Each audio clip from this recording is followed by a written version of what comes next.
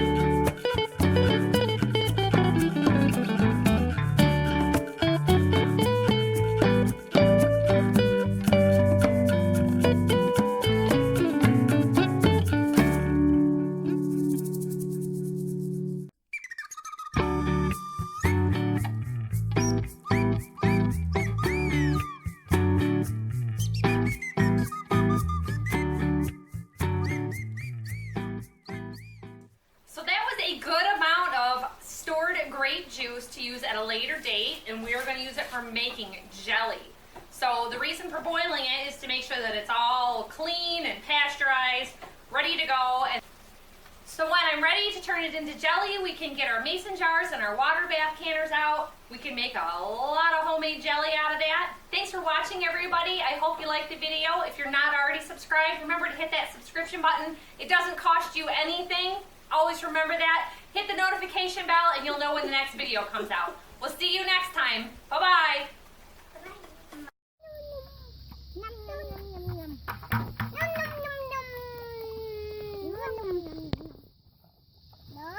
Oh, he wants to eat us. Yeah, you stay back from him.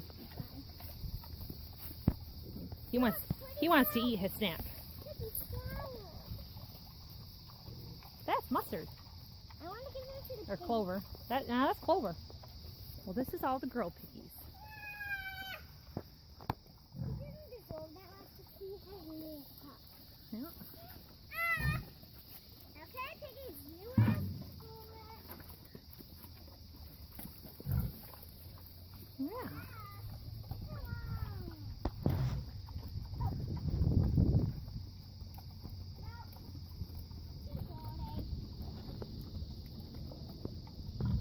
It's all dirty and muddy because it rained yesterday, Becky. Whoa, there's a stairway. Can I handstand down like this? You can try. Try the middle piggy. Yep, put them in for her.